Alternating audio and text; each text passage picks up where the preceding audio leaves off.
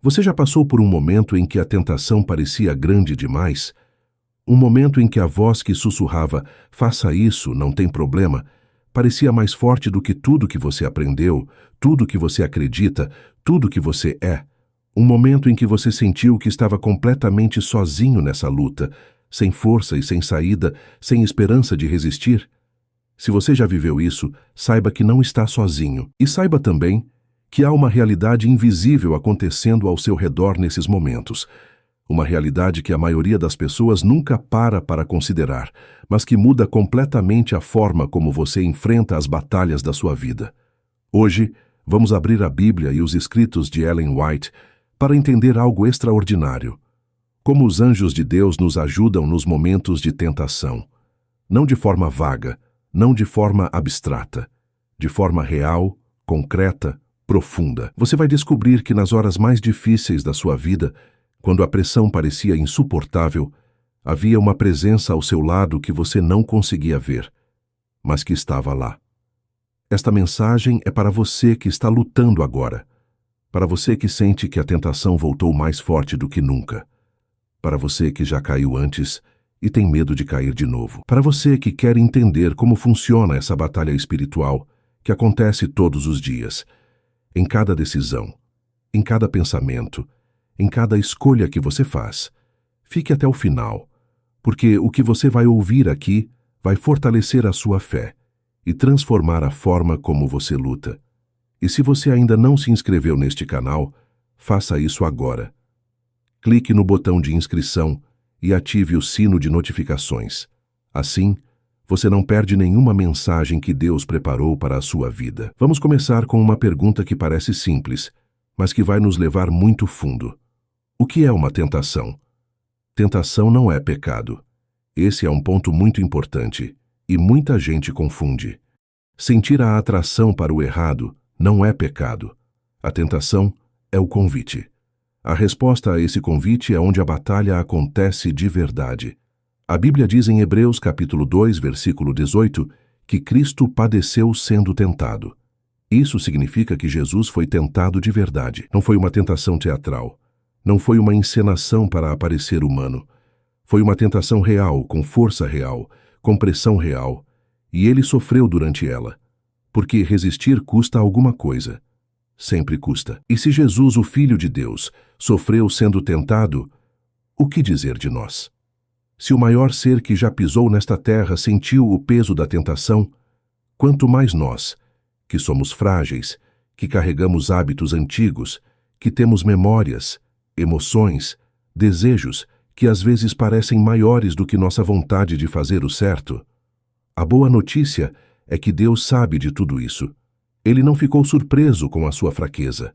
Ele não desistiu de você quando você escorregou. E ele, desde o início, preparou um sistema de apoio que vai muito além do que você consegue ver com os seus olhos físicos.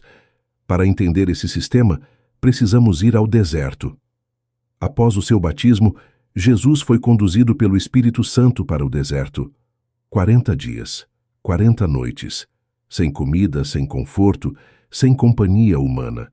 E ao final desses 40 dias, no momento de maior fraqueza física que um ser humano poderia experimentar, Satanás apareceu. O que aconteceu ali foi o confronto mais importante da história humana. Não foi uma batalha com espadas ou exércitos. Foi uma batalha de palavras, de verdade contra mentira, de fé contra dúvida, de obediência contra rebeldia. E o que estava em jogo era a salvação de toda a raça humana. Imagine por um momento aquela cena. Um homem sozinho no deserto, com fome há 40 dias, exausto. E diante dele, o ser mais poderoso e mais astuto que já existiu, usando cada argumento, cada apelo emocional, cada distorção de verdade que ele conhecia. Para os olhos humanos, parecia uma luta desigual. Parecia que Jesus estava completamente sozinho. Mas não estava.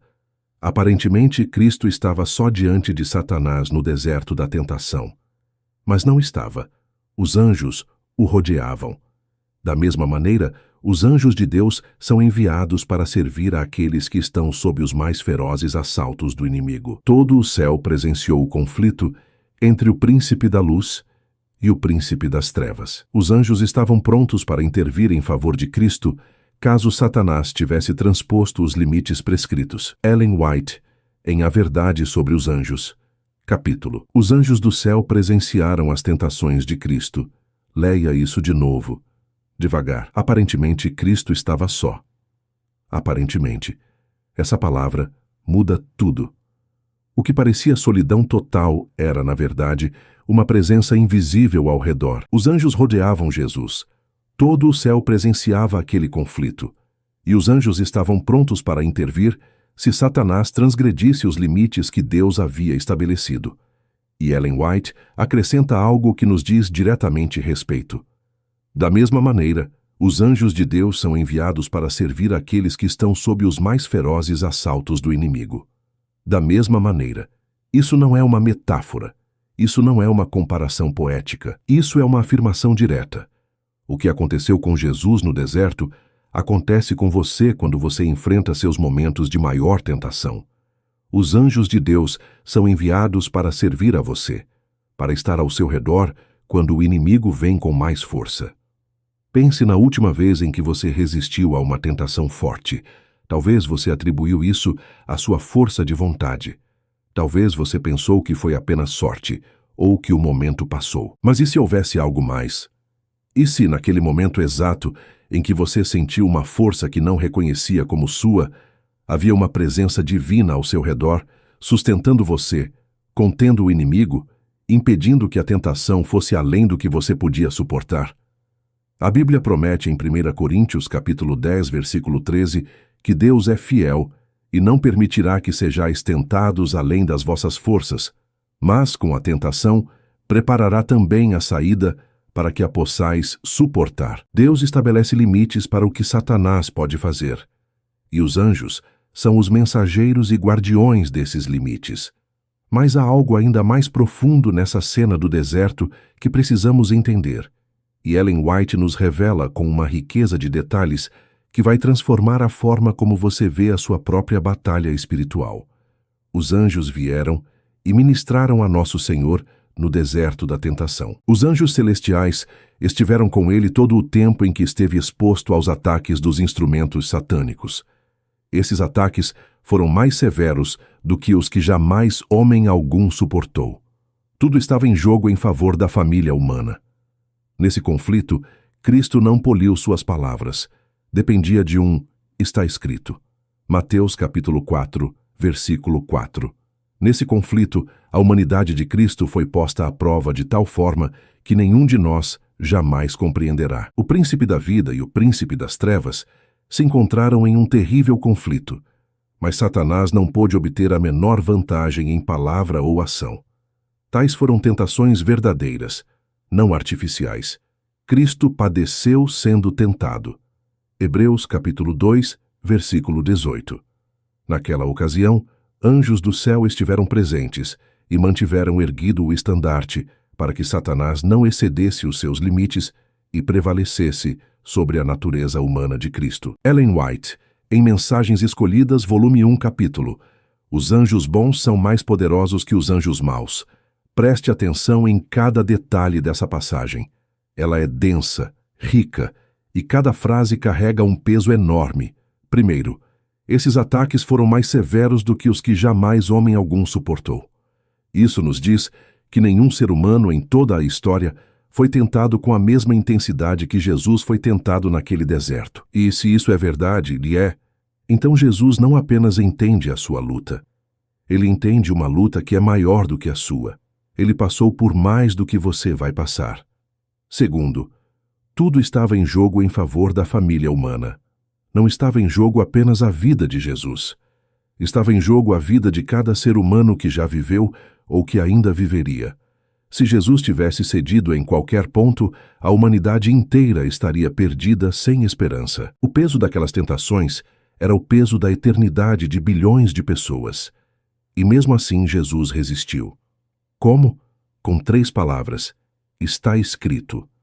Ellen White destaca que Cristo não poliu suas palavras. Dependia de está escrito. Essa é uma das lições mais práticas e mais poderosas de toda a narrativa da tentação. Jesus não tentou debater com Satanás usando argumentos filosóficos. Não tentou superar a astúcia do inimigo com mais astúcia. Ele foi direto à palavra de Deus. Está escrito, está escrito, está escrito. Isso nos ensina algo fundamental sobre como vencer a tentação. Não é com força humana, não é com determinação pessoal, não é com votos feitos em momentos de emoção.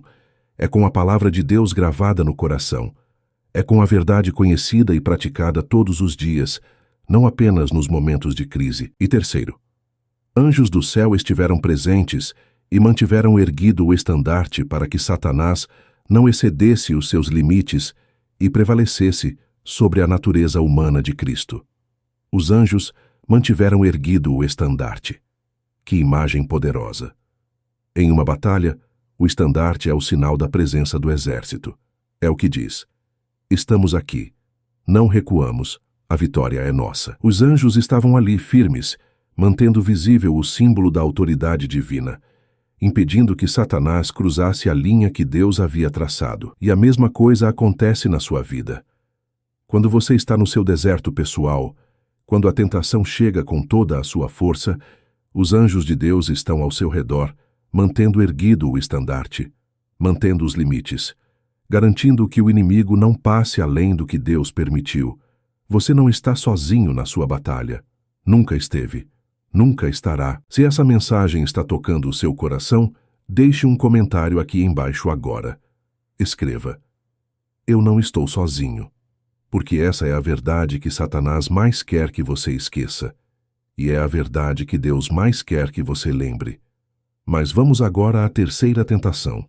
Aquela em que Satanás levou Jesus ao pináculo do templo e disse: se és o Filho de Deus, lança-te daqui abaixo, porque está escrito que os anjos te guardarão. E Jesus respondeu: também está escrito: não tentarás o Senhor teu Deus.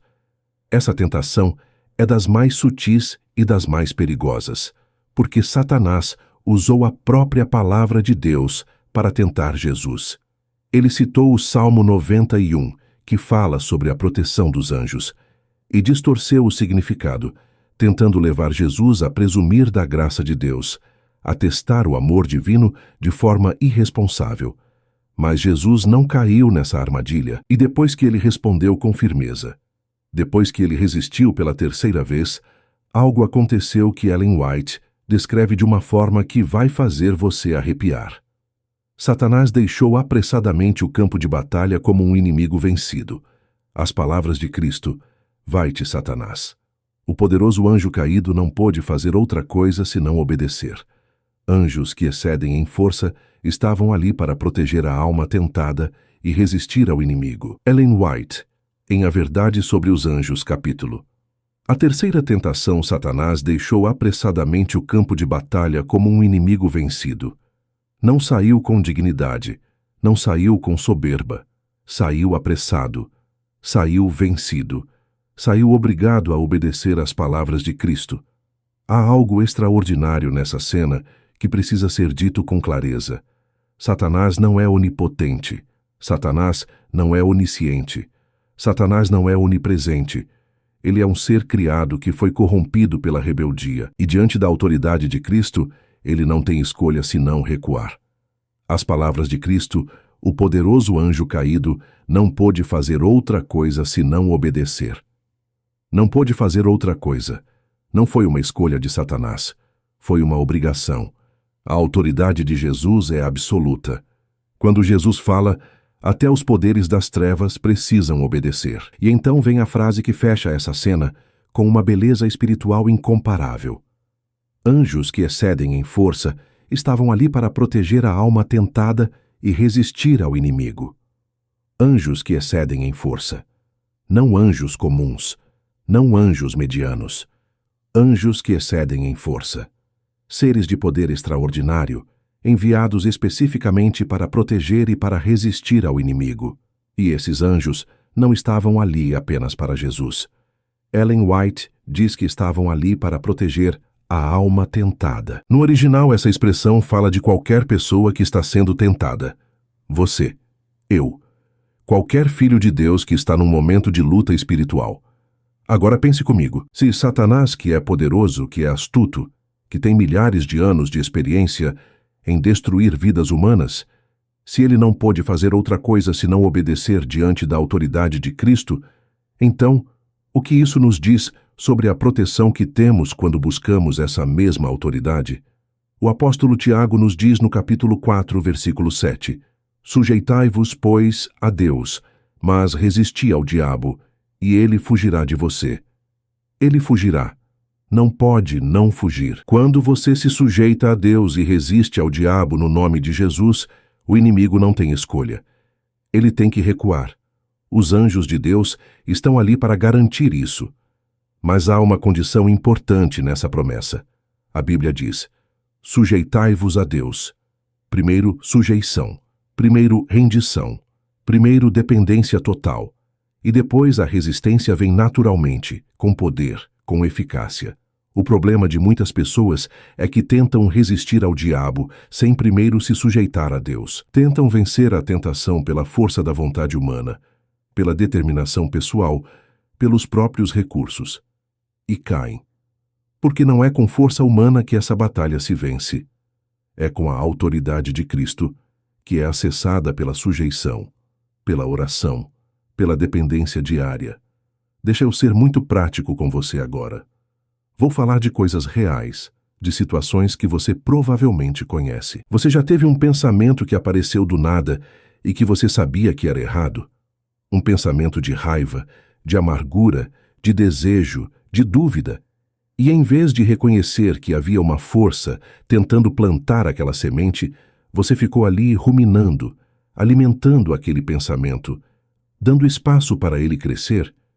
Isso é exatamente o que Satanás quer. Porque enquanto você está ali nutrido pelo pensamento errado, você está distante da presença de Deus. E quando estamos distantes da presença de Deus, a cobertura dos anjos é menor. Não porque Deus nos abandona, Ele nunca abandona, mas porque nós mesmos nos afastamos do lugar onde a proteção é mais forte. O Salmo 91 é o Salmo da proteção divina. E o versículo 1 diz, Aquele que habita no esconderijo do Altíssimo, à sombra do Onipotente, descansará. Habitar, não visitar, não aparecer de vez em quando. Habitar, morar, viver permanentemente na presença de Deus. E quando você habita na presença de Deus, o versículo 11 diz, Pois aos seus anjos dará ordens a teu respeito, para que te guardem em todos os teus caminhos. Os anjos recebem ordens específicas a seu respeito. Não é uma proteção genérica. É uma proteção personalizada, direcionada, orquestrada pelo Deus que conhece cada detalhe da sua vida. Mas volto ao ponto central. Essa proteção está ligada à habitação na presença de Deus. Quanto mais você cultiva a comunhão diária com Deus, a oração, o estudo da palavra, a meditação, a gratidão, mais você está no lugar onde os anjos têm liberdade para agir em seu favor. Imagine por um momento duas pessoas que enfrentam a mesma tentação. A primeira não tem vida de oração, não lê a Bíblia com regularidade, vai à igreja às vezes, mas a relação com Deus é distante, superficial, movida mais pelo costume do que pelo amor. Quando a tentação chega, ela está desarmada. A palavra de Deus não está gravada no coração, a oração não está fresca na memória. E ela cai. A segunda pessoa tem uma vida de comunhão real com Deus. Ela ora todos os dias, lê a palavra, medita nela. E quando a tentação chega, há algo nela que reconhece o perigo imediatamente. Ela recorre à oração instintivamente, porque a oração já é uma prática tão natural quanto respirar. E naquele momento, os anjos de Deus estão ao seu redor, sustentando, contendo, guardando. A diferença entre as duas não é a intensidade da tentação. A diferença é a qualidade da preparação. A diferença é onde cada uma estava antes de a tentação chegar. Jesus, antes do deserto, foi batizado. Antes do deserto, o Espírito Santo desceu sobre ele. Antes do deserto, o Pai falou do céu. Este é o meu Filho amado, em quem me comprazo. Jesus entrou no deserto pleno da presença do Pai. E foi dessa plenitude que ele tirou a força para resistir. E nós?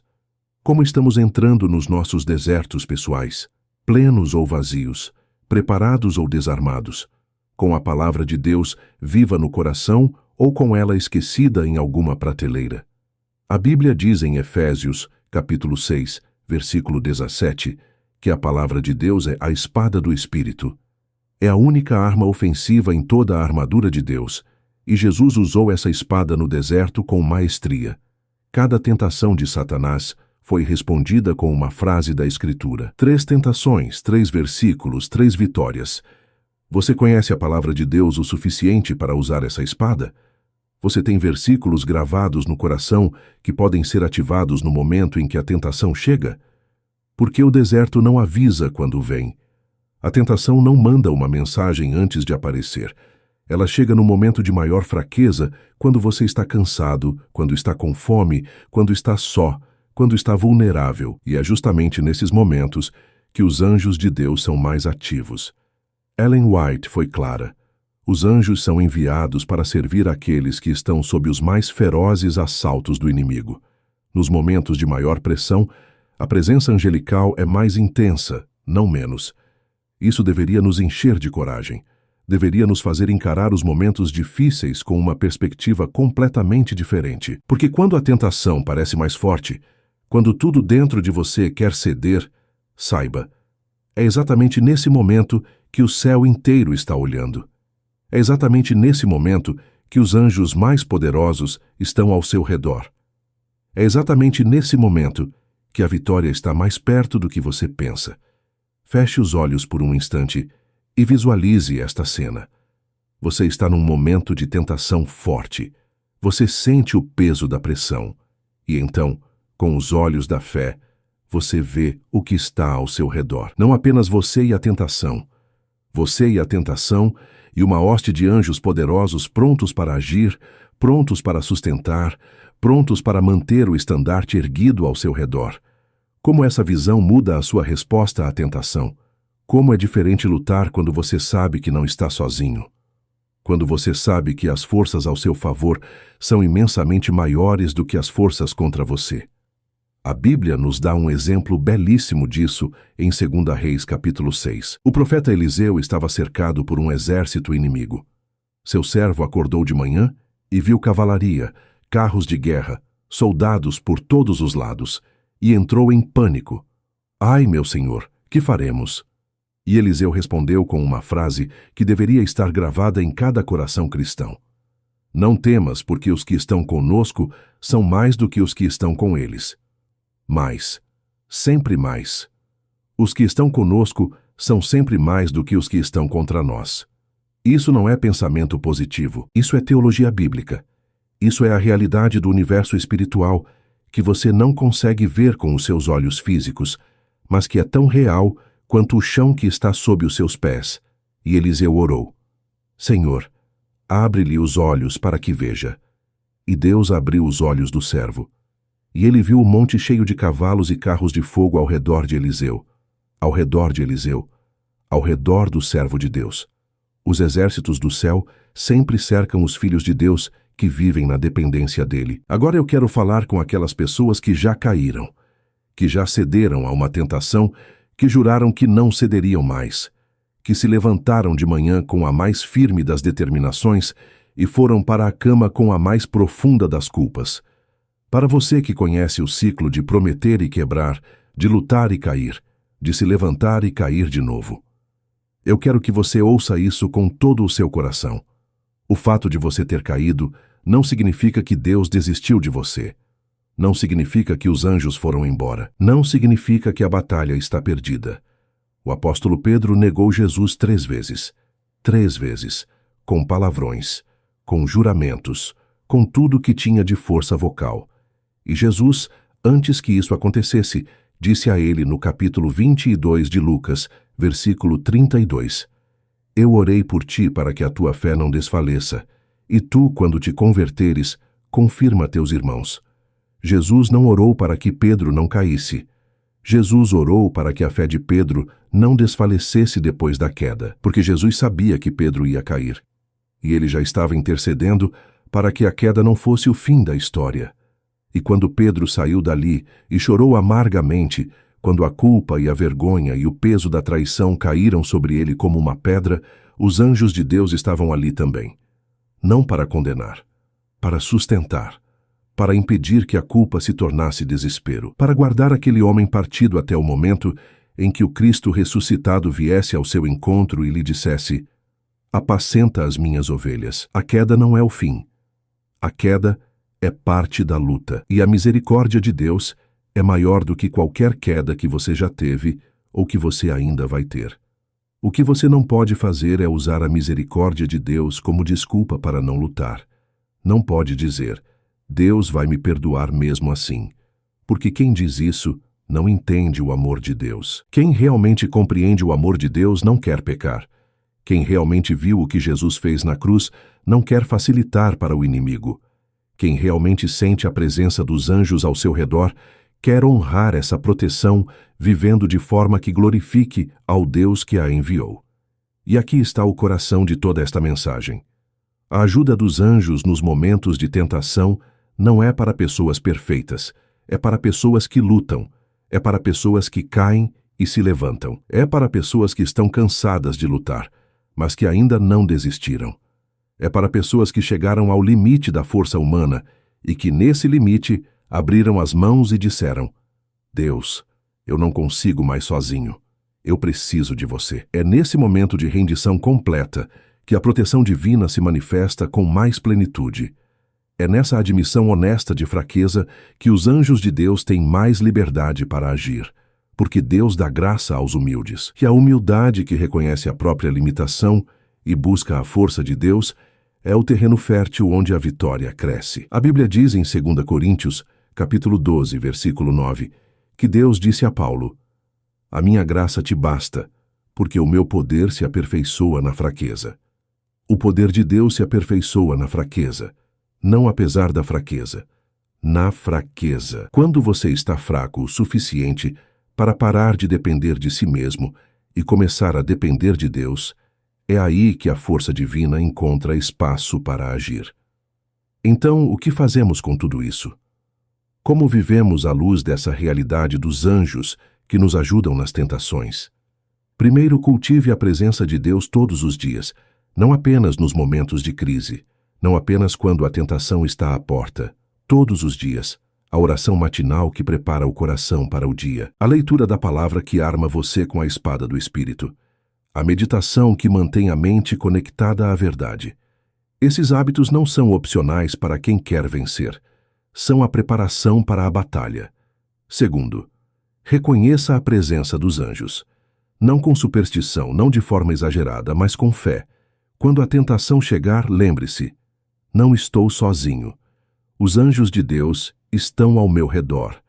As forças que estão comigo são maiores do que as forças que estão contra mim. Essa consciência muda a sua postura diante da tentação. Terceiro, use a palavra de Deus como Jesus usou. Aprenda versículos que falam diretamente às áreas onde você é mais vulnerável. Grave-os no coração. Repita-os em voz alta quando a tentação vier. Está escrito: essa é a arma mais eficaz que existe. Quarto, não fique sozinho na luta. Deus usa os anjos, mas também usa outras pessoas. A comunidade de fé existe para que possamos nos fortalecer mutuamente. Há poder na confissão honesta a um irmão de confiança. Há poder na oração feita em conjunto. Não carregue seus desertos sozinho quando há irmãos que podem caminhar com você. E quinto, nunca esqueça o resultado final da batalha no deserto. Satanás saiu apressado como um inimigo vencido. Cristo venceu.